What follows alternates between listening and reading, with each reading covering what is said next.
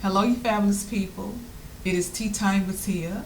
How are you today? I do hope that you are having a great day today. And I just want to talk to you about the book of Proverbs. I'm going to read chapter 1 to you and explain in detail.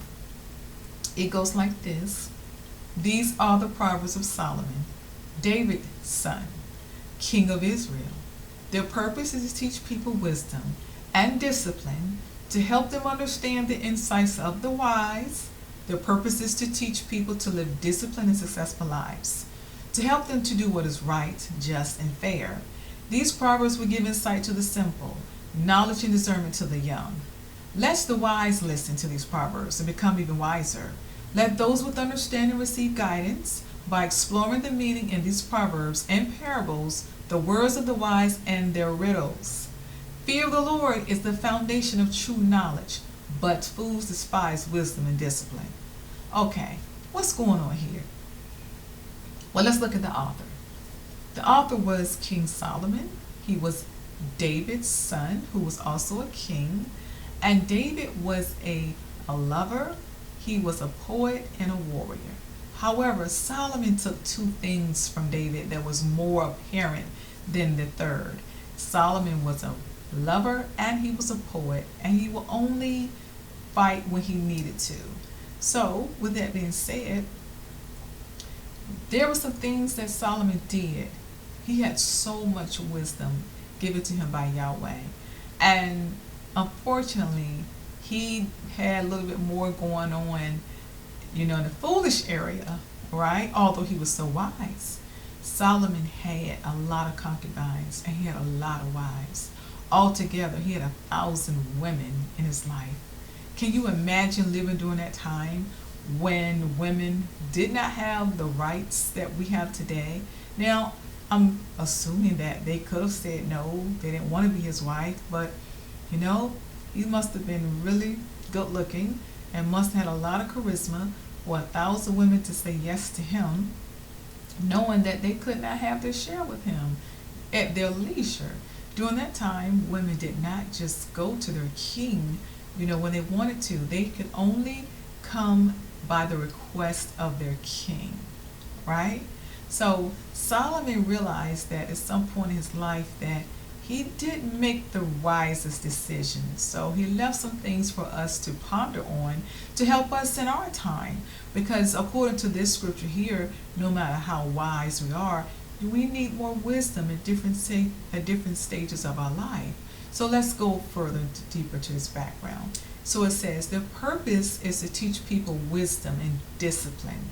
So that leads me to believe that wisdom and discipline are not one and the same. Just because a person is wise doesn't mean they're disciplined. Now, Solomon showed us that. He was a man of wisdom, wasn't he? But he wasn't disciplined as far as in the relationships. It was just so many women, and it was not the will of God for Solomon to go exploring like that. The Lord told Solomon clearly, do not get caught up with the women that were not where Solomon came from as far as the Israelites, because the Lord knew these women would take Solomon's attention off of him, who is Yahweh. But, of course, the not so disciplined side of Solomon took him away from it, and although he had the wisdom, he did not use the wisdom he had to restrain him in the area of discipline. And it also tells us is to help us understand the insights of the wise. So, have you ever had the opportunity to sit down with someone who had more knowledge than you, and you just wanted to pull all the wisdom you could from them, like maple syrup coming from a tree? Well, this is what these proverbs are all about. We are to take from these proverbs, we are to apply what it is that we need to our life to make us better than what we already are. And it says the purpose is to teach people to live disciplined and successful lives. So, therefore, I do know of those who are successful, and a lot of people are very successful because they're disciplined. However, just because you're very disciplined doesn't mean you may be as successful as other people. So, but in itself, discipline is still necessary. So, do not always, don't get caught up into thinking that, okay, if I do certain things a certain way all the time, then it's going to make me successful. Not necessarily. Success can come in different ways, as we have seen in the media, that, success happens when people come across fortunes, or if they don't come across fortunes and they get success other ways. However, don't get discouraged by you being so disciplined, or maybe you have been a person that's very disciplined and you just feel like you're not there successfully.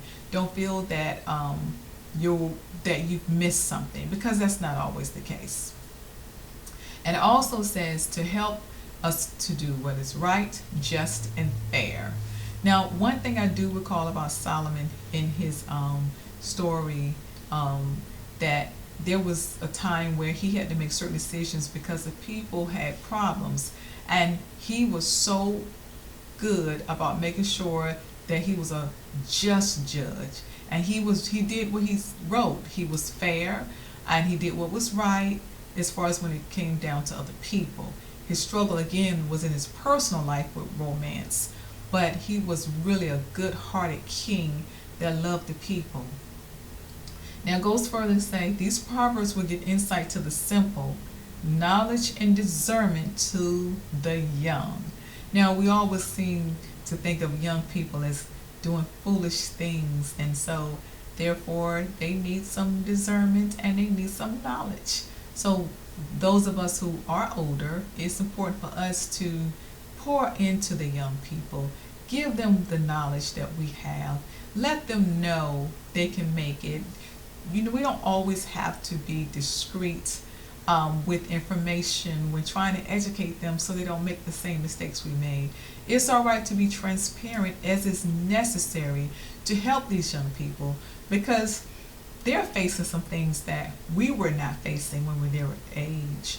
There are a lot more things they are exposed to that some of us did not see until we were much older, and we had more understanding, and we had the discipline to walk away or to turn our back on those things that were not healthy for us.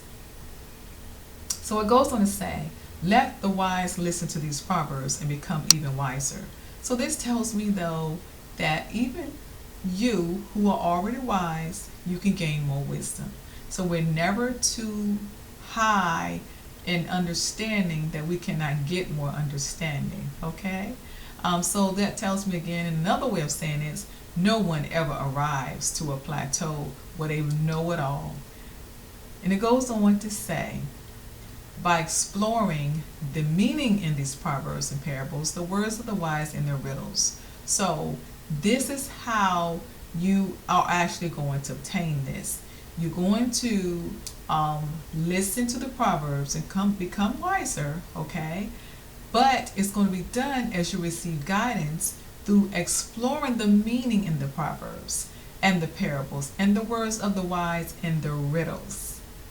Now, the last point that Solomon made in these few scriptures is he said, the fear of the Lord is the foundation of true knowledge, but fools despise wisdom and discipline.